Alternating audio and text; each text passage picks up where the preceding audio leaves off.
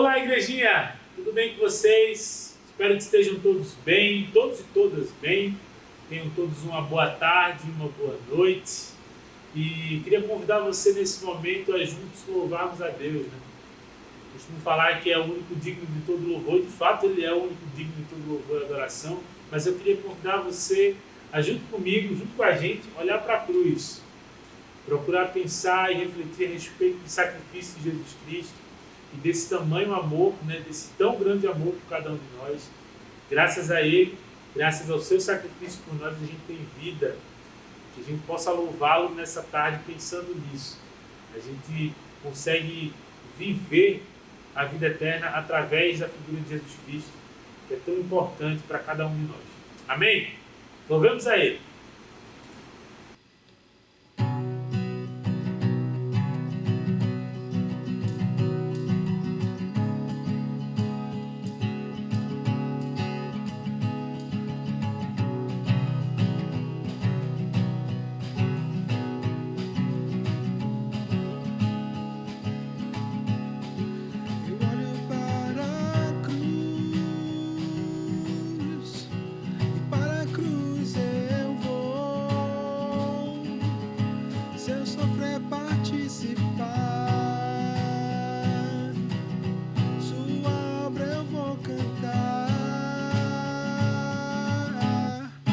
Meu Salvador, na cruz mostrou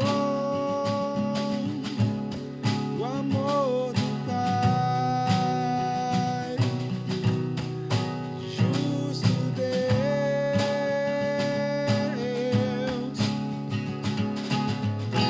pela cruz me chamou gentilmente.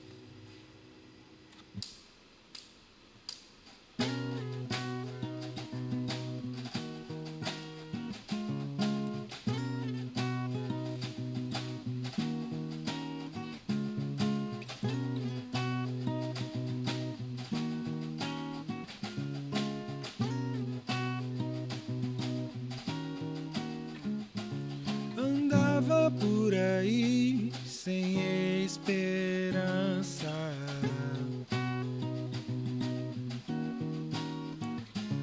Viver na escuridão foi minha herança.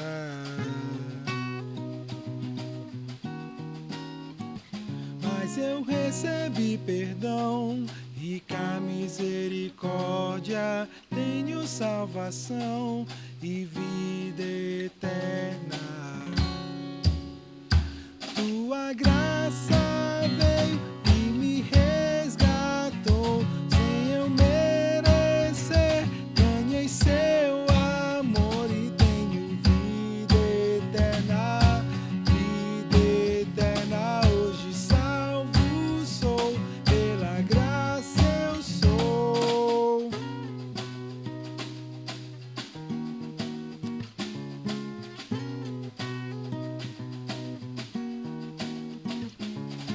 Vem iluminar os meus caminhos.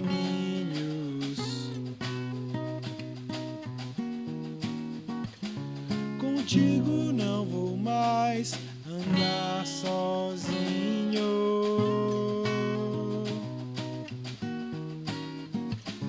E se eu me esquecer do que eu recebi, me ajude a crer em quem eu sou em ti. Tua graça veio e me resgatou, sem eu merecer, ganhei seu amor e tenho vida eterna, vida eterna. Hoje salvo sou, pela graça eu sou.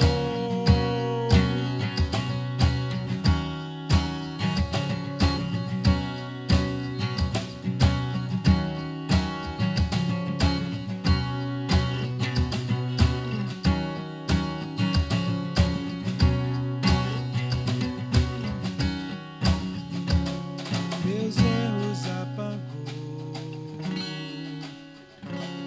tudo em mim mudou. Meus erros apagou, tudo em mim mudou. Meus erros apagou, tudo em mim mudou.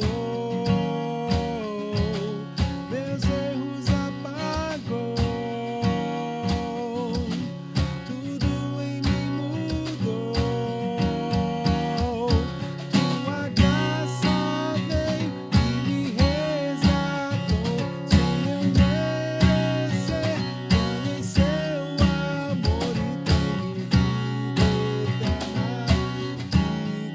eterna, hoje salvo sou, pela graça eu sou.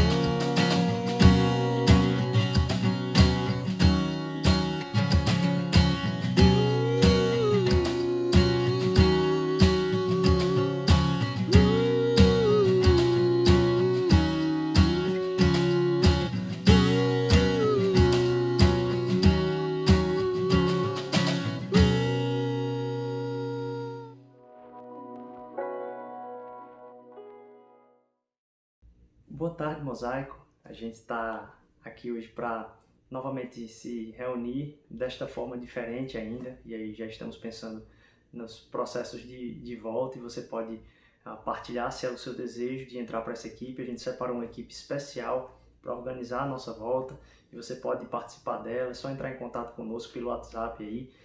Mas queria dizer ainda que estamos continuando com os pequenos grupos toda semana. Os grupos de oração também estão acontecendo, e aí eu queria te encorajar a entender se não é o tempo de talvez entender da profundidade maior de Deus em missão, a gente em família. Talvez seja uma oportunidade de você estar conhecendo novas pessoas, mas que vão estar entendendo o propósito que Deus está colocando no teu coração, incentivando cada vez mais você alcançar os propósitos de Deus no seu coração, e não apenas relacionamentos que vão ser úteis para a gente, não, é uma família que se une para cumprir o propósito de Deus. E aí está acontecendo todos os dias da semana o pequeno grupo. Talvez seja uma grande oportunidade para você estar se envolvendo, a importância da oração nas nossas vidas. Se você escolhesse uma hora da semana aí para estar em uma das salas de oração, das várias salas de oração, e a gente poder caminhar em oração juntos também. E a gente tem ainda o social, e eu queria fazer uma pausa aqui para falar um pouco do social, né? Porque corre o risco da gente entender o social como sendo um departamento da igreja.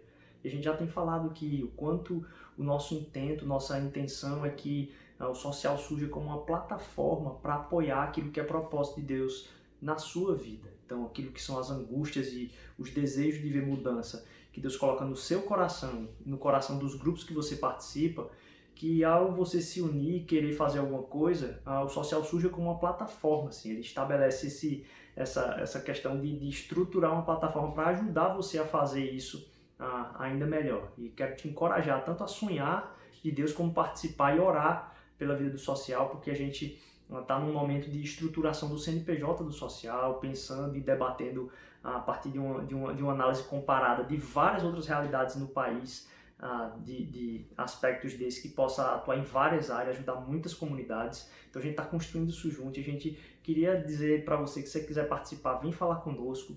A gente quer realmente fazer com que essa estruturação do social ela sirva muito mais, não só para ampliação dos projetos da igreja, mas uma ampliação dos seus sonhos de Deus e de justiça, e que a gente possa ainda mais alavancar isso através da sua vida, do seu coração e do seu grupo. A gente continua, então, louvando a Deus e agradecendo por tudo que Ele tem feito na Mosaico, mas olhando para frente ainda por o que Deus vai mandar a gente fazer, porque a gente é só instrumento.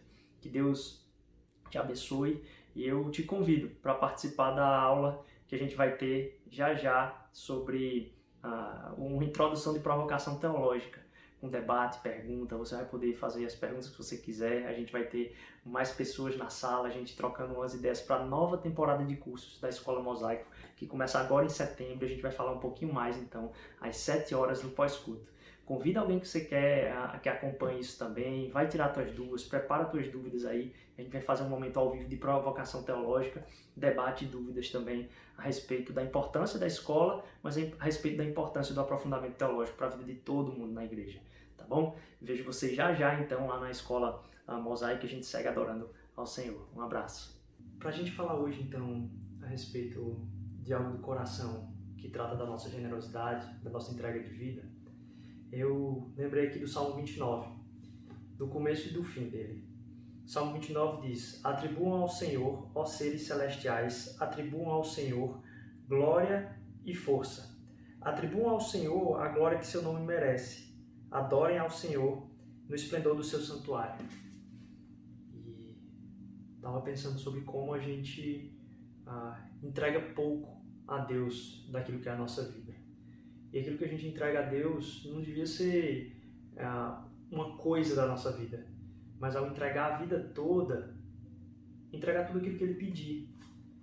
Daqui ele saltando para o final do texto, diz o seguinte: o Senhor assentou-se soberano sobre o dilúvio. O Senhor reina soberano para sempre. O Senhor dá força ao seu povo e o Senhor dá a seu povo a bênção da paz. A gente luta a vida toda tentando ter condições de comprar a nossa paz. Uma coisa que só Deus pode dar e que, na verdade, aquilo que o Senhor coloca na nossa vida é a bênção da paz. A gente falou isso no domingo passado aí sobre paz. Como dar glória a Deus em tudo, para que a gente não ache que a gente precisa entregar menos a Deus para ter a nossa paz, como se a gente pudesse comprá-la. Porque quando a gente reconhece a glória que o Senhor tem, e aqui ele fala dos anjos, olha, os seres celestiais dão glória a Deus, que a gente possa fazer isso também aqui na terra, entendendo que a gente não compra a paz. Porque Deus dá a bênção da paz, a gente entrega toda a glória ao seu nome, tudo aquilo que é a nossa vida. Então, se Deus tem falado no seu coração a respeito desse caminho de paz que Ele quer trazer na sua vida, que a gente possa honrar juntos, e é para isso que serve esse tempo de generosidade. A gente está sempre lembrando isso aqui, para reverter o nosso coração e reorientá-lo para aquilo que Deus deseja. A gente vai participar agora então do tempo de oferta de vida toda, incluindo nosso tempo de ofertas financeiras. Se esse é o seu desejo, tem as informações aí enquanto a gente vai estar cantando. Você, se não é hoje o dia que você vai fazer, você pode estar orando por como a gente vai aplicar esses recursos. A gente tem tentado sonhar com uma igreja que não brinque de ser igreja, mas que transforme o local onde está, mas também transforme o nosso coração, um coração generoso. Que Deus abençoe. Vamos louvar o Senhor com a entrega da nossa vida.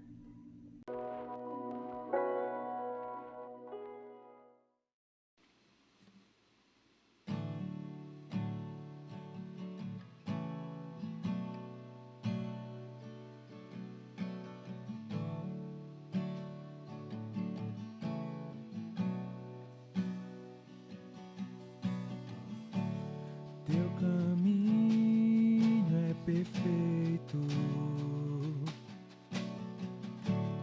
e eu não sei nem porquê. Eu insisto em me desviar ao invés de apenas seguir.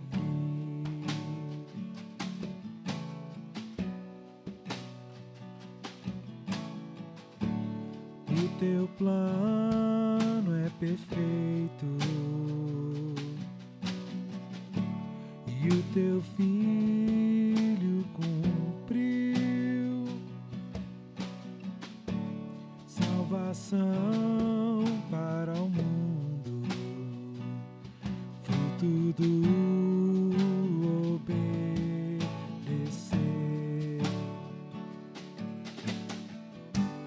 O futuro é mistério, mas eu sei em ti posso descansar.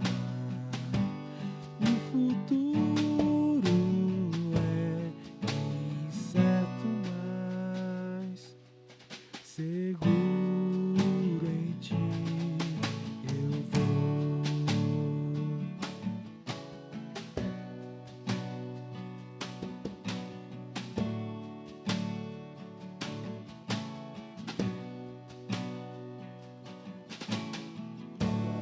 Muito antes de tudo, neste mundo existir, escreveste meus dias, todos com sangue e amor. O futuro é mistério, mas eu sei em ti posso descansar. O futuro é incerto, mas seguro em ti eu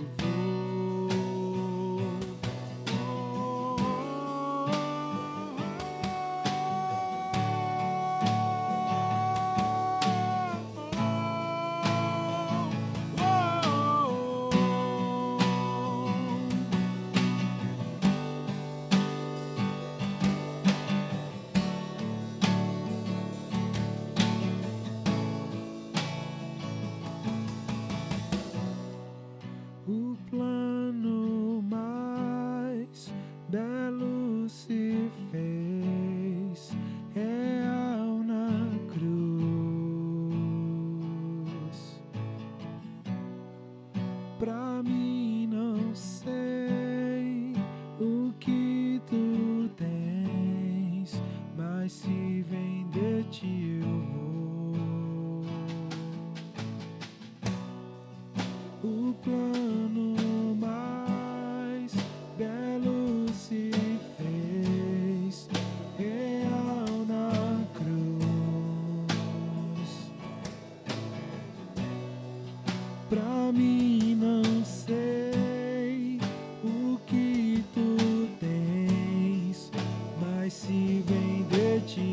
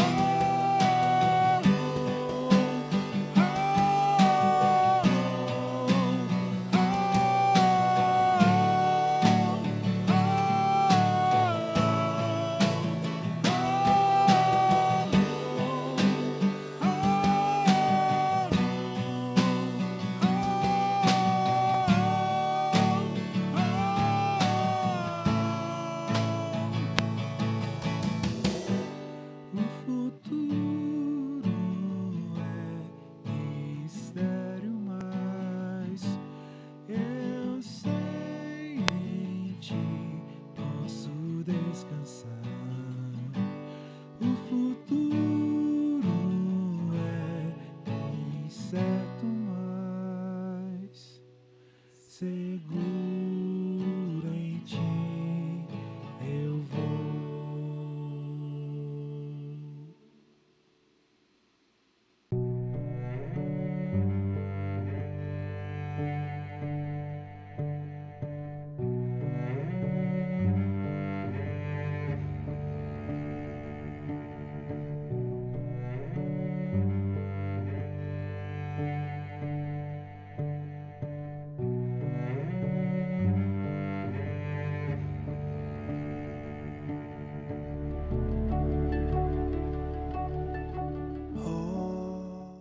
Boa tarde, igreja. Que privilégio enorme poder estar participando do nosso culto, expondo um tema central na vida, na caminhada do cristão. E é uma responsabilidade enorme a gente dispor do Evangelho, de alguma forma, da palavra de Cristo.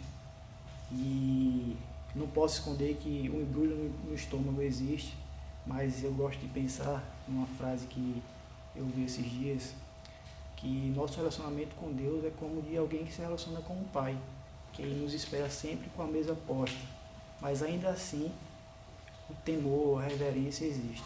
E com esse temor e reverência a palavra, gostaria que vocês ouvissem Gálatas 5, 22 a 24, que fala assim: mas o fruto do Espírito é amor, alegria, paciência, amabilidade, bondade, fidelidade, mansidão, domínio próprio. Contra essas coisas não há lei. E os que são de Cristo Jesus crucificaram a carne, como as suas paixões e concupiscências. Irmãos, paciência é nossa virtude do Espírito hoje. Você é alguém paciente? Como essa virtude do Espírito Santo é demonstrada na sua caminhada? E quem a reconhece em você? É um autoconhecimento? É um conhecimento pessoal ou é um reconhecimento celestial?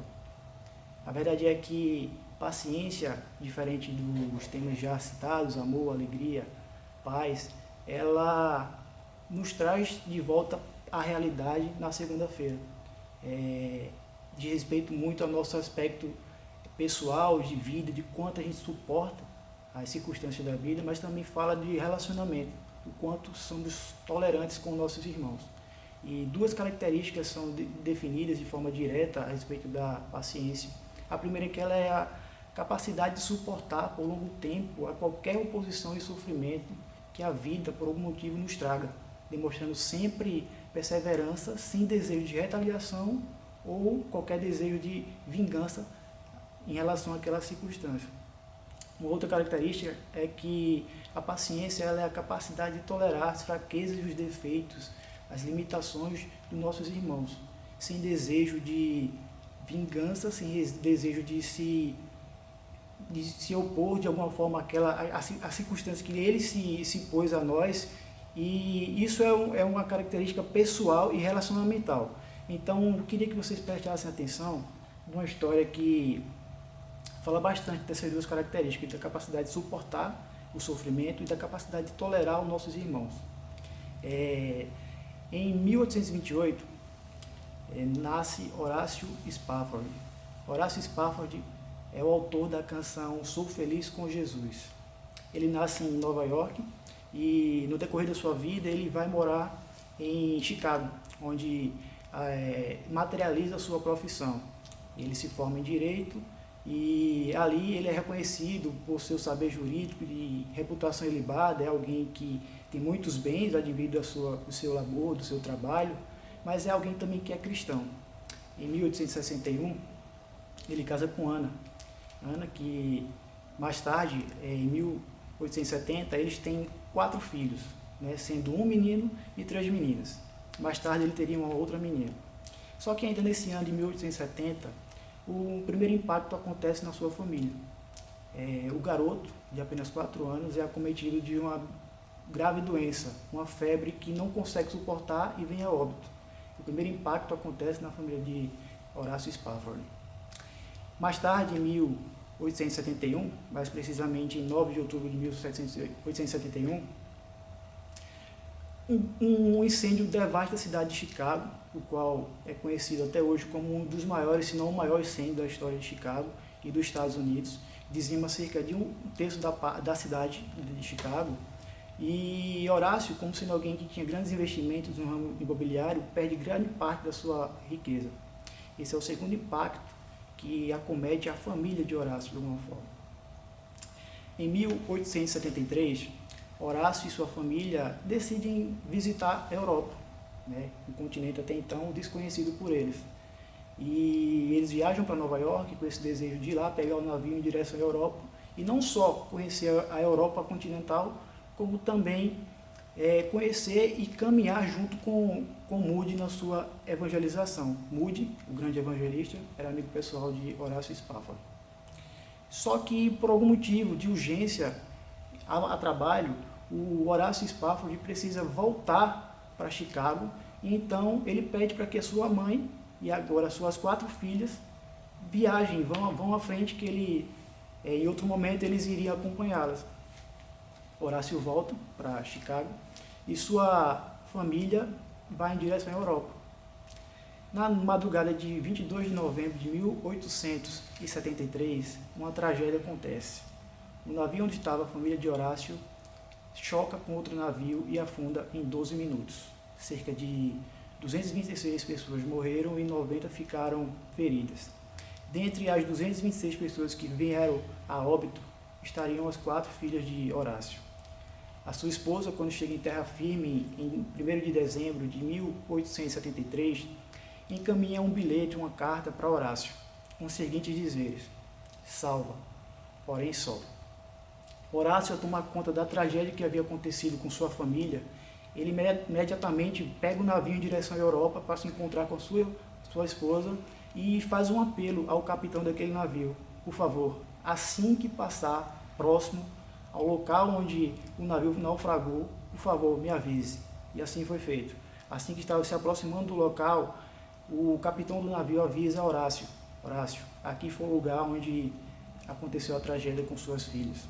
Horácio vai para um lugar reservado e reflete sobre a sua transitoriedade diante de Deus. E ele pensa: sou feliz com Jesus, meu Senhor. Se a dor a mais forte sofrer, se a alegria a mais forte me deres gozar, seja o que for, tu me fazes saber que feliz com Jesus sempre sou. Irmãos, eu estou plenamente convicto de que as características do Espírito Santo na nossa vida, esse lavar regenerador no nosso coração, ele, diferente da Covid-19, que em alguns infecta e manifesta, em outros não existe cristão assintomático. De uma forma ou de outra, o fruto do Espírito ele vai ser manifestado a depender da circunstância na qual a gente está vivenciando. E tomando como exemplo a vida de Horácio Spafford, o fruto do Espírito manifestado na vida dele foi justamente o da paciência, de suportar por longo tempo a oposição e sofrimento que a vida lhe trouxe, sem de qualquer desejo de retaliação ou vingança. Esse, irmãos, é o fruto do Espírito, que muitas vezes é desconhecido de nós, mas por estar no nosso coração, por causa desse lavar regenerador do Espírito Santo, a gente é levado a vivenciá-lo. Então, irmãos, é algo magnífico, é algo que muitas vezes a gente não consegue entender, mas a paz, a paciência que Deus nos dá em relação às circunstâncias que a gente está vivendo é inimaginável, é algo surreal, mas a gente pode vivenciá-lo porque é o Espírito Santo que trabalha isso no nosso coração. Essa resolução interna que nos faz externamente manifestar a essência do caráter de Cristo nos faz refletir e viver sobre que a nossa vida não se resume a esta limitada vida aqui na Terra, mas a gente aponta para algo muito maior, que é a graça futura, é aquilo que está além do nosso alcance, mas que nos é prometido pela graça e misericórdia do Senhor. Eu queria pensar com vocês, irmãos, a respeito de dividir a paciência em 2 aspectos. O primeiro, a paciência que não procede do Espírito Santo. O segundo, a paciência que procede do Espírito Santo. Seriam então 2 narrativas com um aspecto coincidente, que seria a paciência, mas desdobramentos diferentes, como ela se materializa na nossa vida. O primeiro bloco, por assim dizer, a gente vai entender que a paciência, que não procede do Espírito Santo, ela se manifesta de 3 formas.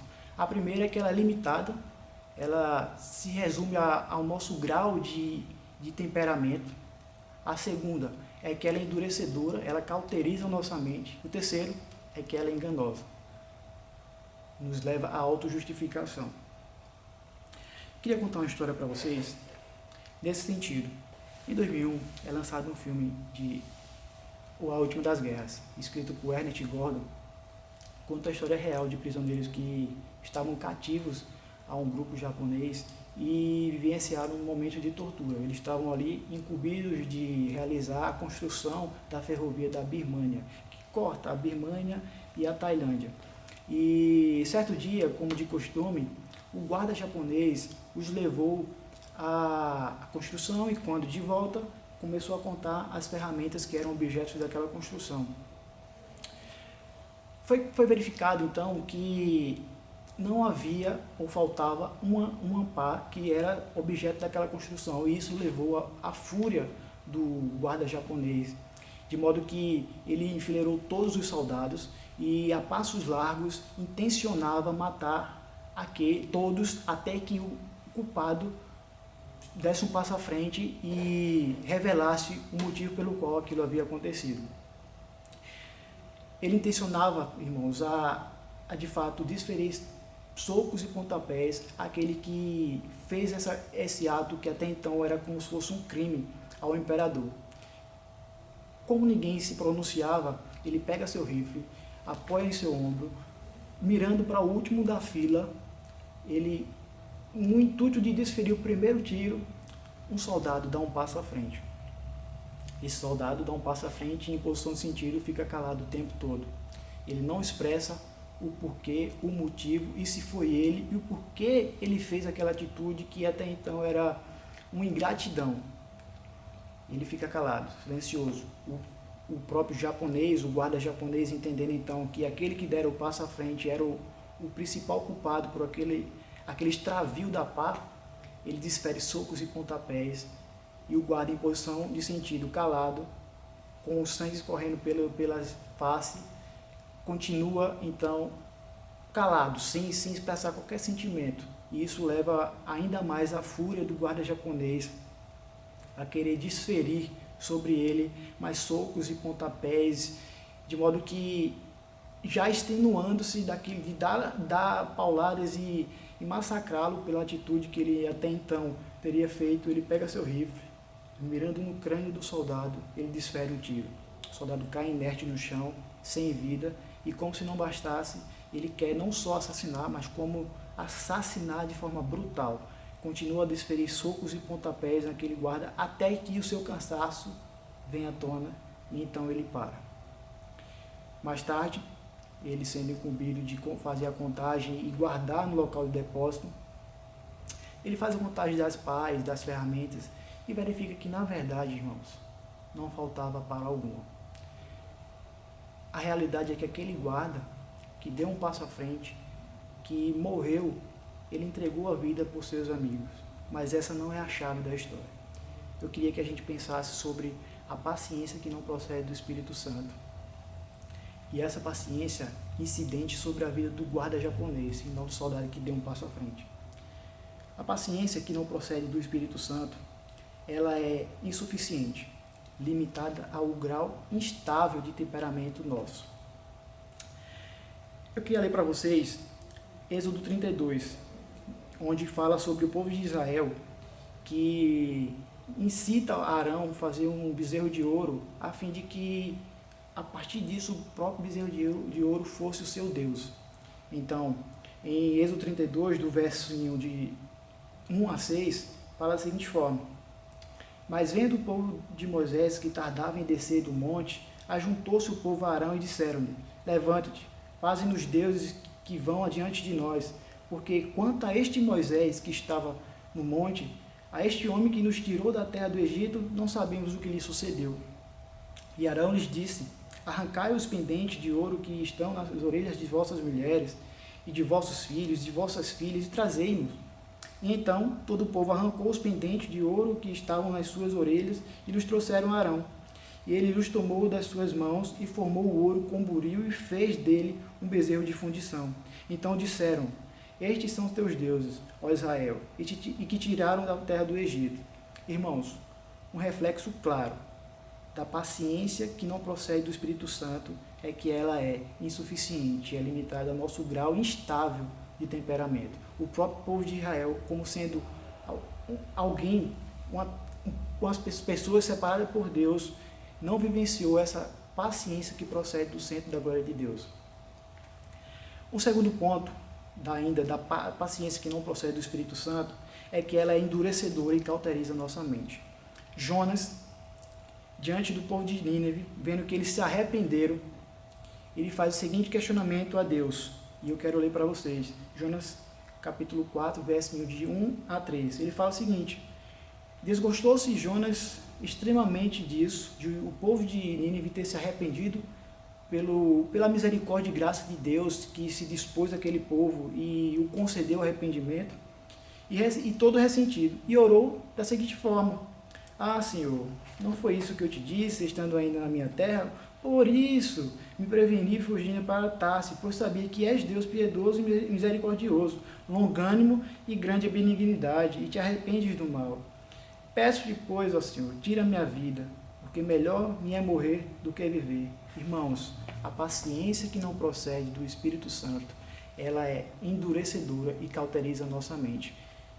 Jonas, como sendo alguém que foi escolhido por Deus para uma missão, questiona a Deus porque ela foi efetiva. Questiona a Deus porque ele agiu com longanimidade, paciência, misericórdia com o povo de Nínive, levando-os ao arrependimento e fazendo-os reconhecer os seus maus caminhos. Irmãos, a paciência que não procede do Espírito Santo, ela é, em primeiro lugar, insuficiente, limitada ao nosso grau instável de temperamento. Em segundo lugar, ela é endurecedora, cauteriza a nossa mente. Em terceiro lugar, a paciência que não procede do Espírito Santo, ela é enganosa, autojustificadora. E aí eu queria dar um exemplo rápido e prático, que é justamente da vida de Jó, alguém conhecido como aquele que vivenciou a paciência nos seus dois sentidos, naquelas duas definições que a gente acabou de citar, que ele suportou a adversidade, a oposição e sofrimento à sua vida e demonstrou perseverança sem desejo de retaliação ou vingança. Ele também tolerou os seus amigos, sem levar em consideração as suas fraquezas, as suas limitações, as suas falhas, e sem se estressar com rapidez e qualquer tipo de desejo de retaliação ou vingança. Jó, mais tarde, é preciso que Deus o convença dos seus maus caminhos e da sua ignorância em relação à sua transitoriedade e à soberania e à infinidade do que é o Senhor. Então, Deus, em a sua conversa com Jó, no intuito de convencê-lo da sua ignorância, eu contei, irmãos, cerca de 47 perguntas, ou pelo menos 47 interrogações, e dentro dessas 47 interrogações, tem pelo menos 2 a 3 perguntas. Então, são uma infinidade de perguntas que Deus fala e que mostra como nós somos limitados, como nós somos pequenos, como nós não somos ninguém diante da majestade gloriosa do Senhor. Irmãos, a paciência que não procede do Espírito Santo, ela é enganosa, autojustificadora. Foi o que Jó quis fazer diante do Senhor, se autojustificando dos seus caminhos e dizendo que ele não tinha feito nada de mal. E Deus, no intuito de agir com misericórdia, agir com graça, ele apresenta 47 interrogações para que Jó responda, ou então se convença da sua ignorância em relação à sua vida com Deus. Esse foi o primeiro bloco. Irmãos, o primeiro bloco a gente pensou sobre, de fato, a paciência que não procede do Espírito. Agora, no segundo bloco, mais uma narrativa e a paciência que procede do Espírito Santo. A paciência que procede do Espírito Santo, ela é, em primeiro lugar, uma disposição profunda, madura e serena de descansar em Deus, de esperar em Deus, mesmo que as circunstâncias venham de encontro àquilo que havíamos planejado. Em segundo lugar, a paciência, ela é ela não é alimentada pela esperança temporal de que amanhã as coisas serão melhores. E em terceiro lugar, a paciência, a chave para a paciência é a fé na graça futura. Meus irmãos, vou contar mais uma historinha para vocês e prometo que é a última. Ao final do século XVII, no sul da França, uma garota chamada Mary é acusada, é levada às autoridades, acusada de heresias huguenotes. Ela era uma pessoa, tinha seus 14 anos, era uma garota formosa, bela, passível de casamento, maravilhosa aos nossos olhos. Mas ela não fez conforme foi orientado ela a fazer. Ela não recusou continuar com sua fé. Por isso, irmãos, ela foi levada para uma prisão à beira-mar, uma torre, junto com 30 mulheres, e lá passaram 38 anos nessa prisão, simplesmente porque ela não queria negar a fé que ela tinha. Os huguenotes são os primeiros protestantes franceses, os quais acusaram essa garota, a Mary, de 14 anos, de ter agido com heresias. Passado esse tempo, irmãos, ainda é possível observar que lá, nessa torre onde elas ficaram cativas porque não queriam renunciar à fé que elas acreditavam, ainda é possível ver os escritos nas paredes do local: resistam, seria a mensagem da Mary e suas companheiras, as 30 mulheres mártires, em relação àquilo que teria sido direcionado a elas, que seria a renúncia da fé que elas acreditavam. E além de uma citação de um livro, foi possível observar que o autor desse livro mencionava como as pessoas se maravilhavam e não conseguiam acreditar como a assombrosa simplicidade de um afeto religioso não se resumia a um aspecto temporal ou requeria qualquer coisa a respeito do nosso tempo. Irmãos, isso é maravilhoso. E para fundamentar essa história e de que a paciência que procede do Espírito Santo, ela é, em primeiro lugar, uma disposição madura, profunda e serena de descansar em Deus, esperar em Deus, a despeito de ir ao encontro, de encontro, na verdade, daquilo que havíamos planejado, é que em Filipenses capítulo 2, de 5 a 8, fala da seguinte forma: tende em vós o mesmo sentimento que houve também em Cristo, o qual, subsistindo em forma de Deus, não julgou por usurpação ser igual a Deus. Antes, a si mesmo se esvaziou, assumindo a forma de servo, tornando-se em semelhança de homem, reconhecido em figura humana, a si mesmo se humilhou, tornando-se obediente até a morte, em morte de cruz. Irmãos, quem melhor que o Senhor Jesus para explicar-nos a respeito da paciência, que é de fato um descanso sereno, profundo, na soberania de Deus e na sabedoria dele sobre o tempo. Não é somente isso, irmãos. A paciência que procede do Espírito Santo, ela é, em segundo lugar, não ser alimentada pela esperança temporal de que amanhã as coisas serão melhores. E para fundamentar, irmãos, essa citação, essa lição de que a paciência que procede do Espírito Santo, ela não é alimentada pela esperança temporal de que amanhã as coisas serão melhores, eu gostaria de citar para vocês 2 Coríntios 4, de 17 a 18, que fala da seguinte forma: porque a nossa leve e momentânea tribulação produz em nós eterno peso de glória, acima de toda e qualquer comparação, não atentando nós para as coisas que se veem, mas para as coisas que se não veem, porque as que se veem são temporais, são transitórias, são vazias, mas as que se não veem são eternas, são majestosas, são gloriosas, são sublimes. Irmãos, a paciência que procede do Espírito Santo, ela não é alimentada pela esperança temporal de que amanhã as coisas serão melhores.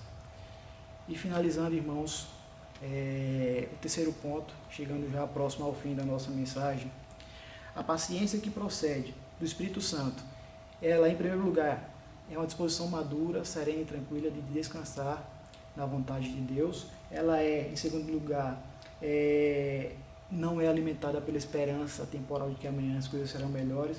E em terceiro lugar, irmãos, a paciência, fruto do Espírito Santo, ela é a chave para a fé na graça futura. Ela é a chave para a fé na graça futura. Em Hebreus 12:2 fala: olhando firmemente para o autor e consumador da nossa fé, Jesus, o qual, em troca da alegria que lhe estava proposta, suportou a cruz, não fazendo caso da ignomínia, e está assentado à destra de Deus.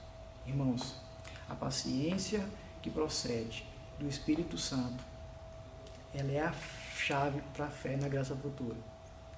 Que sejamos encorajados, irmãos, a descansar na sublimidade do Evangelho, daquilo que Cristo fez, que nos justificou e nos regenera e nos regenerou das obras que antes eram processadas no nosso coração: prostituição, impureza, lascívia, inimizades, porfias, ciúmes, iras, dissensões, discórdias, glutonarias, bebedices. Essas obras que anteriormente eram processadas no nosso coração, fomos regenerados. Esse lavar regenerador do nosso coração agora nos faz expressar a essência do que Cristo é em nós. Irmãos, para concluir, esses versículos ora citados, de que a gente precisa ter em nós o mesmo sentimento que houve também em Cristo, o qual, subsistindo em forma de Deus, não julgou por usurpação ser igual a Deus, antes a si mesmo se esvaziou, de levar em consideração que a nossa leve e momentânea tribulação produz em nós eterno peso de glória, acima de toda e qualquer comparação, de que a gente não deve atentar para as coisas que se veem, mas para as coisas que se não veem, porque as que se veem são transitórias, mas as que se não veem são eternas e sublimes, e de que devemos olhar para o autor e consumador da nossa fé, Jesus, que suportou a cruz e não fez caso da ignomínia, mas já está assentado à destra de Deus. Esses versículos, irmãos, ora citados, nos faz pensar da seguinte forma: Deus não nos promete uma vida com bonanças, com maravilhas, com riquezas, com alegrias totalmente nessa terra, mas Ele nos direciona a refletir e pensar que a nossa vida não se resume nesta vida, mas nos aponta para algo muito maior, que é a própria glória de Cristo, que é estar nos céus com o Senhor, louvando e glorificando dia e noite. Irmãos, descansemos nessa verdade, que não nos está prometida para essa terra, mas nos está levando e direcionando para algo muito maior e além do que a gente pode vivenciar aqui, algo além do que a gente pode imaginar. Irmãos, Deus nos abençoe e nos ajude nesse sentido, a verdadeiramente vivenciar a paz que procede do Espírito Santo, que essa verdade, irmãos, nos confronte no nosso dia a dia e nos ajude a expressar o caráter de Cristo que é revelado em nós pelo lavar regenerador do Espírito Santo. Amém. Deus nos abençoe. E aí, partilhemos agora do nosso momento de ceia, lembrando firmemente de que Jesus foi transpassado pelas nossas transgressões, moído pelas nossas iniquidades, e o castigo que hoje nos traz a paz estava sobre ele, e sobre as suas pisaduras fomos sarados. Esse sacrifício vivo de Cristo, que saiu do seu trono de glória e dá a sua vida em favor de nós, e com isso nos justifica e nos regenera para que vivamos nesta vida transcendendo o caráter dele. Ele quer também, irmãos, que a gente traga à memória aquilo que nos dá esperança, que é justamente esse sacrifício vivo. Então, irmãos, com aquele que está conosco assistindo essa pregação, ou se você está só, não se sinta só. Você pode ligar para alguém, você pode partilhar até mesmo com você e o próprio Deus, se isso for a sua vontade, mas que você traga à memória isso que nos dá esperança, que é o sacrifício de Cristo.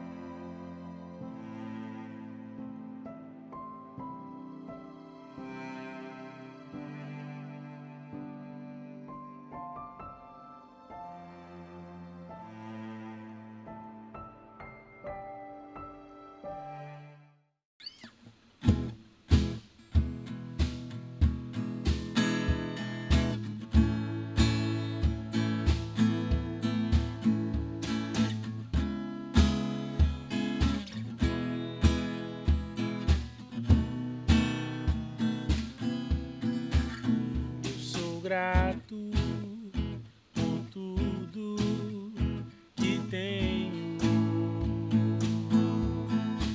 Um tesouro maior desse mundo me foi dado como herança eterna. Maior prova de um amor tão profundo. Tenho vida, alegria em todo tempo. Tenho amigos, família, muitos irmãos. Foi Jesus, meu amigo verdadeiro, que fez tudo a me dar a salvação.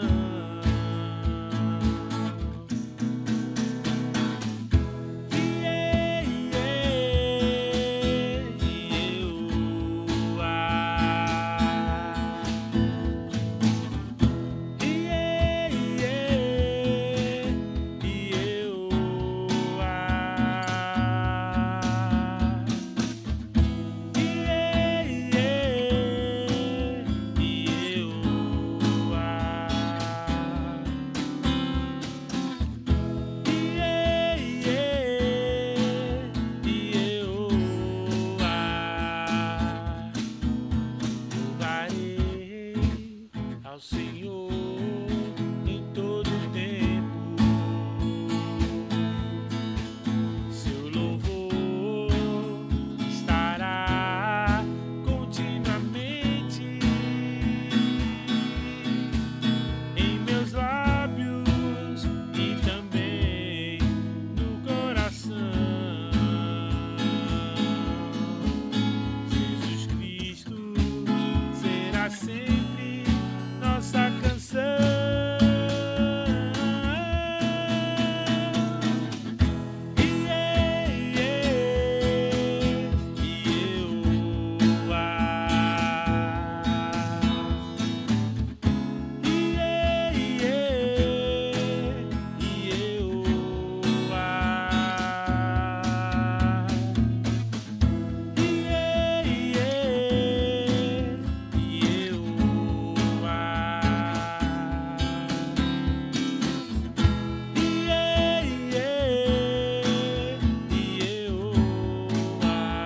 Refrão mais uma vez.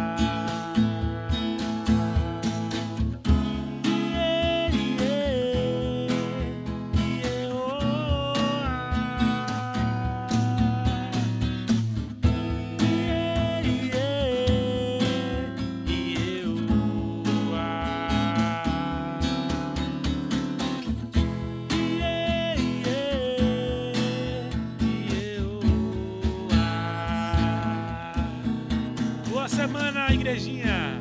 Que Deus abençoe você, sua vida. A gente se encontra nos nossos pequenos grupos. Saudade do meu. Já teve galera que se reuniu aí, que eu tô ligado. Mas que bom que a gente tá podendo se reencontrar. Que bom que a gente tá presente na vida um do outro. Então eu deixo aqui o meu até logo. A gente se vê já já. Semana que vem a gente tá de volta.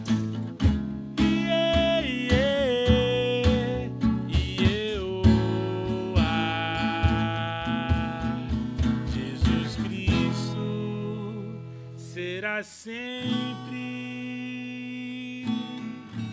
nossa canção.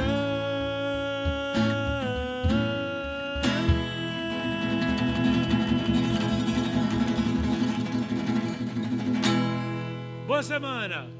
Beijo grande. Tchau, tchau.